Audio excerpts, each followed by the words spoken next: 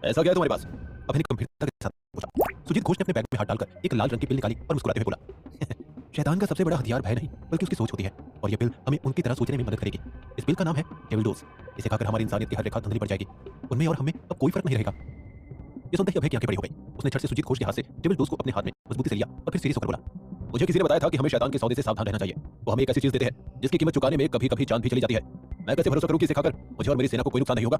अभय की बात सुनकर सुजीत घोष कनिंग स्माइल के साथ बोला, अभय, अगर तुमने ये पिल नहीं ली तो तुम और तुम्हारी सेना तो वैसे भी मारी जाएंगी। जरा अपने आसपास नजर घुमाकर देखो, तुम्हारी सेना कालव्रत की शैतानी सेना के सामने घुटने टेक रही है। ये सुनकर अभय उस पिल की तरफ ध्यान से देखने लगा। तभी सुजीत घोष दोबारा सीरियस होकर बोला, एक और बात अभय, इस पिल का असर सिर्फ 2 घंटों तक रहेगा। इसका मतलब कालव्रत की सेना को खत्म करने के लिए हमारे पास सिर्फ 2 घंटे हैं। सुजीत घोष के बगल में खड़े धनीराम ने हैरानी के साथ पूछा। ठीक उसी समय डेडली ग्राउंड का बड़ा दरवाजा खुलने लगा और फिर कालव्रत तेज आवाज में अपनी सेना की तरफ देखकर बोला, काल के हमले का वक्त आ चुका है, मुझे मेरा तोहफा ला कर दो। ये बात सुनते ही उसकी सेना और चारों तरफ के लीडर्स सब कुछ छोड़कर डेडली ग्राउंड के दरवाजे की तरफ भागने लगे। ये सब देखकर अभय और उसकी बची हुई सेना चौंक गई। फिर कालव्रत अभय की तरफ देखकर शैतानी मुस्कान के साथ बोला, तुम चंद पलों के मेहमान हो, इन्हें खुलकर जी लो। ये बोलते ही कालव्रत ने एक लंबी छलांग लगाई और किसी बड़े पंछी की तरह वो आसमान में उड़ते हुए डेडली ग्राउंड के अंदर चला गया। अभय और उसकी सेना के किसी भी योद्धा को समझ नहीं आ रहा था कि कालव्रत और उसकी सेना वहां से क्यों चली गई। ऐसा उन्होंने पहली बार देखा था कि उनके दुश्मन युद्ध के बीच में वहां से भाग निकले हों। इसी दौरान अभय के पास मेहका, सानिया, सुबेदार नीरज, शुभम, गौतम, विनी, महाबली और सुधीर मलिक आकर खड़े हो गए थे। जैसे ही अभय ने सबको डेविल डोज के बारे में बताया, वैसे ही सुधीर मलिक सुजीत घोष की ओर देखते हुए बोले, यह तुम्हारी कोई चाल तो नहीं है ना सुजीत? सुधीर मलिक का साथ देते हुए महाबली बोला, सुजीत घोष, मैं ये पिल नहीं ले सकता क्योंकि मुझे तुम पर भरोसा नहीं है। सबकी बातें सुनकर सुजीत घोष कुछ बोलता उससे पहले ही वहां की जमीन कांपने लगी। वहां मौजूद सभी लोगों ने देखा कि डेडली ग्राउंड का दरवाजा खुल गया है। सभी को इंजन की तेज आवाज सुनाई देने लगी। डेडली ग्राउंड के दरवाजे से 2 बड़े बड़े टैंक आ रहे थे। वो कोई साधारण टैंक नहीं थे, वो लगभग 30 फीट लंबे थे और उन दोनों टैंक के पीछे AK-47 से इक्विप्ड गनर्स की एक सेना आगे बढ़ रही थी। उनके चेहरे हेलमेट छुपे हुए थे। ये सब देख अभय की सेना एक बार तो सोच में पड़ गई थी।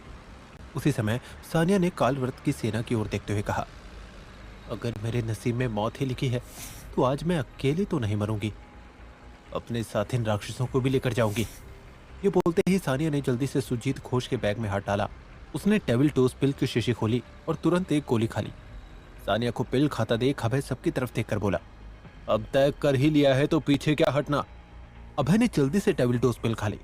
उसको देखते हुए उसकी सेना के सभी लोगों ने पिल खा ली। उसको खाते ही सभी लोगों के चेहरे पर शैतानी मुस्कान आ गई और उनकी आंखें सुर्ख लाल हो गई।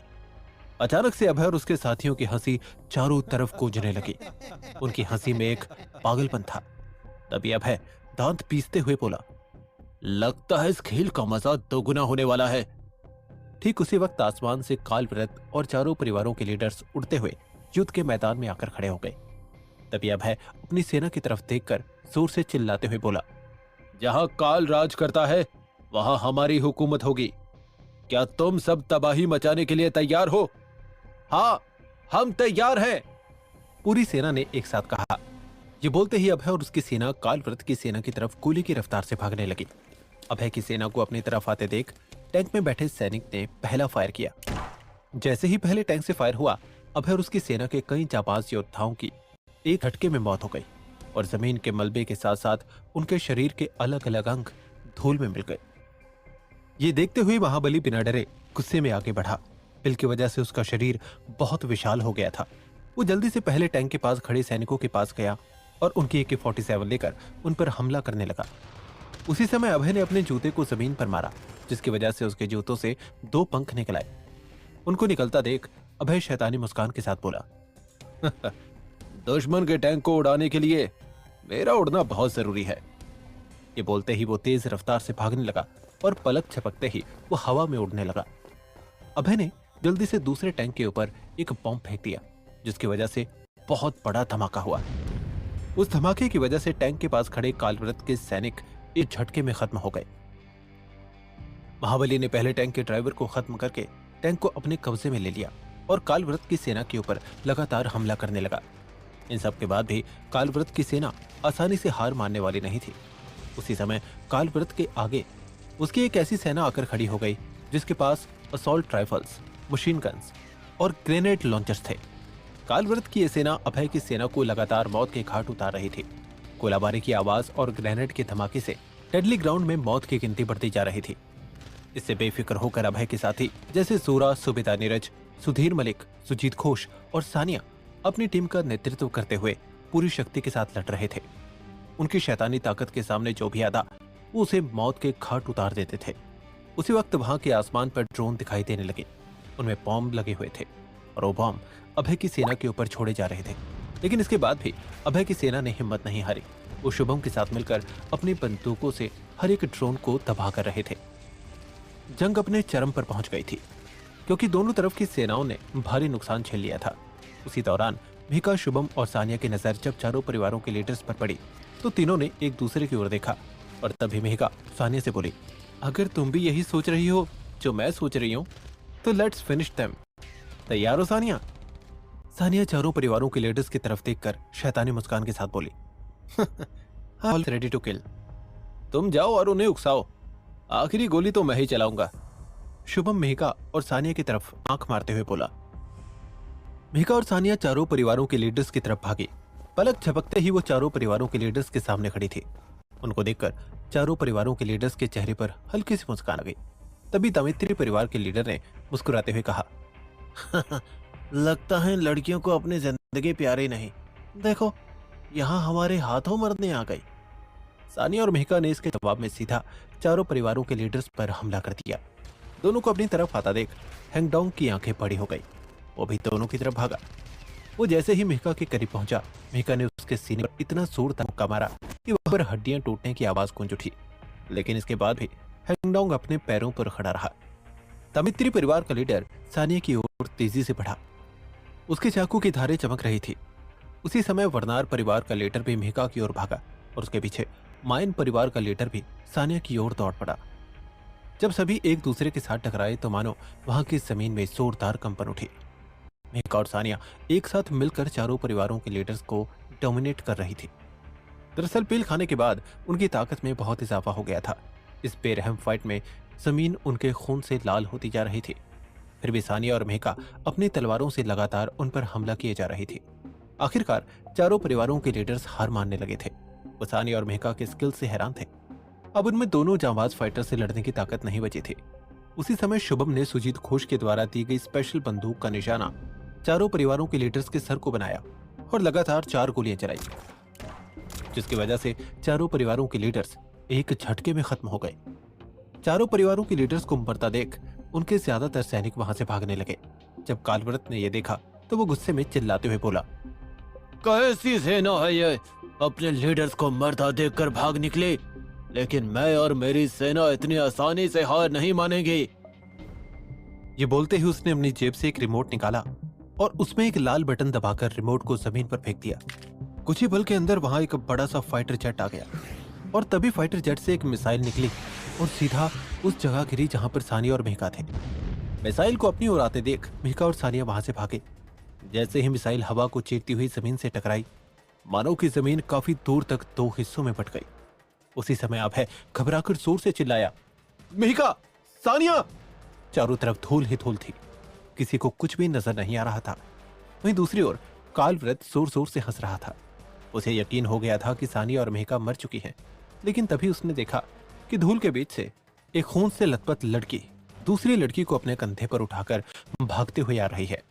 मेहका जख्मी हालत में सानिया को कंधे पर उठाकर अपनी सेना की ओर भाग रही थी। कालव्रत ने फाइटर जेट को मेहका और सानिया पर दोबारा अटैक करने का इशारा किया, लेकिन तभी उसकी नजर अभय और महाबली पर पड़ी, जो गोली की रफ्तार से हवा में फाइटर जेट की तरफ जा रहे थे। उनको फाइटर जेट की तरफ जाता देख कालव्रत शैतानी मुस्कान के साथ बोला, तुम दोनों भी मारे जाओगे, जाओ अपनी मौत के मुंह में। तभी कालव्रत ने देखा कि अभय और महाबली अलग अलग डायरेक्शन में मुड़ गए। एक झटके में अभय फाइटर जेट के सामने आ गया और महाबली फाइटर जेट के पीछे था। दोनों के एक हाथ में ग्रेनेड था और दूसरे हाथ में कालव्रत की सेना की बनाई हुई मशीन गन। दोनों ने मिलकर एक साथ फायरिंग शुरू कर दी। फाइटिंग जेट का पायलट दोनों तरफ से होते हुए हमले को रोक नहीं सका और कुछ ही पलों में उस फाइटर जेट में आग लग गई। इसका फायदा उठाते हुए महाबली और अभय ने फाइटर जेट के ऊपर ग्रेनेड फेंक दिया। एक जोरदार धमाका हुआ और फाइटर जेट हवा में ही तहस नहस गया। ये मंजर देखकर कालव्रत का गुस्सा चरम पर पहुंच गया। उसने अपनी कुल्हाड़ी उठाई और अभय की सेना पर अंधाधुंध हमला करने लगा। उसका चेहरा गुस्से से लाल हो चुका था। उसी समय अभय कालव्रत की ओर भागा। अभय को अपनी तरफ आता देख कालव्रत अपनी जगह पर रुक गया। दूर खड़े सुजीत घोष ने घबराते हुए सुबेदार नीरज से कहा, अभय के पास सिर्फ आधा घंटा है। अगर वो आधे घंटे के अंदर कालव्रत को नहीं हरा पाया तो हमारी मौत निश्चित है। यह सुनकर सुबेदार नीरज की आंखें अभय और कालव्रत पर टिक गई। अभय और कालव्रत एक दूसरे के सामने खड़े थे। दोनों की सेनाएं अपनी अपनी जगह पर खड़ी थी। वक्त मानो एक पल के लिए थम सा गया हो। तभी कालव्रत चारों ओर देखते हुए अभय को शैतानी मुस्कान के साथ बोला, अपने चारों ओर देखो अभय, तुम्हें सिर्फ मौत नजर आएगी और उन सब की मौत का कारण तुम्हारे सामने खड़ा है। अब क्या करोगे मेरे साथ? मुझे मारोगे? तुम काल को खत्म करोगे? मौत के समंदर में तुम्हारा स्वागत है। कालव्रत की बात सुनकर अभय शैतानी मुस्कान के साथ बोला, अब जब मौत के समंदर में उतर ही चुका हूं तो लहरों को उनकी औकात भी दिखा देता हूं। कालव्रत, आज तेरी मौत से मुलाकात पक्की। अभय को मालूम था कि उसके पास ज्यादा वक्त नहीं बचा है, इसीलिए वो बिना कुछ बोले कालव्रत की ओर अपनी सोल स्वॉर्ड लेकर दौड़ पड़ा। कालव्रत ने भी अपनी कुल्हाड़ी उठाई और वो भी अभय की ओर भागा।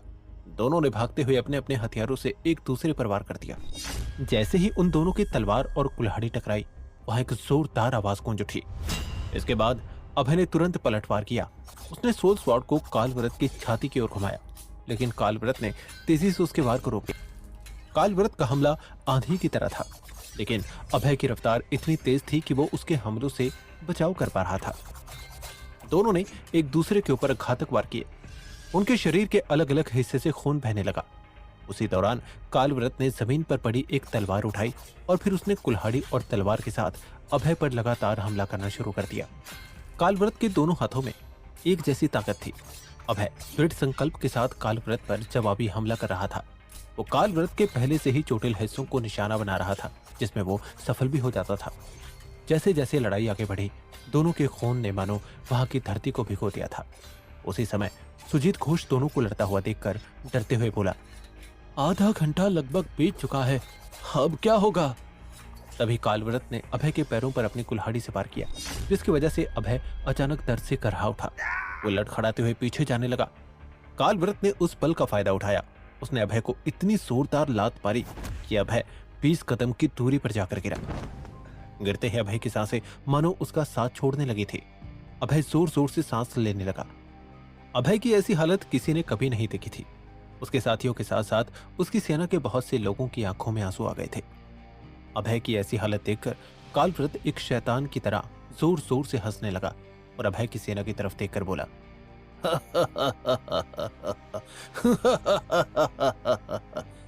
तुम सबकी सोच भी तुम्हारे इस अभय की तरह है, एकदम नाजुक। तुम सब अपनी सच्चाई से भागते हो। तुम्हें लगता है कि तुम सच्चे हो, लेकिन तुम लोग सच्चाई का मुंह खाटा पहनकर सिर्फ दुनिया पर अपना रौब जमाना चाहते हो। मगर मैं ऐसा नहीं होने दूंगा। मैं अपने काल के दम पर इस दुनिया पर राज करूंगा।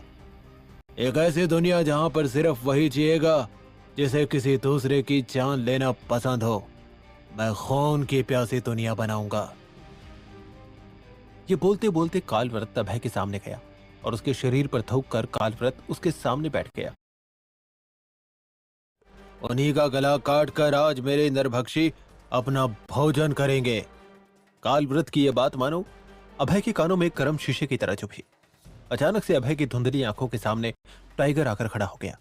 ठीक उसी समय अभय ने देखा कि मिहिका और सानिया को किसी ने बंदी बनाया हुआ है और वो दोनों अपनी जान की भीख मांग रही हैं। यह देखकर अभय के अंदर एक अजीब सी तड़प उठी। उसकी नसों में फिर से खून तेजी से दौड़ने लगा। उसके शरीर में एक नई ऊर्जा पैदा होने लगी। अभय ने जब अपनी नजर दूसरी ओर घुमाई तो उसने देखा कि उसके साथी उसे उम्मीद भरी नजरों से देख रहे थे। उसी दौरान अभय को अपनी माँ की आवाज सुनाई थी, बेटा तू आने वाला है ना? तेरे लिए मैंने तेरा पसंदीदा खाना बनाया है। बेटा तू आ रहा है ना? बेटा तू कब आएगा? इसी दौरान अब कालव्रत को अपनी ओर आते था। उसने देखा कि कलव्रत सानिया और मेहका को घसीटते हुए करीब ला रहा है। ये देखते ही न जाने अभय को क्या हुआ, वो अचानक से जमीन से उठ गया। उठते ही उसने देखा कि कालव्रत अकेले आ रहा है। उसने जो कुछ भी अब तक देखा था वो सब उसका वहम था।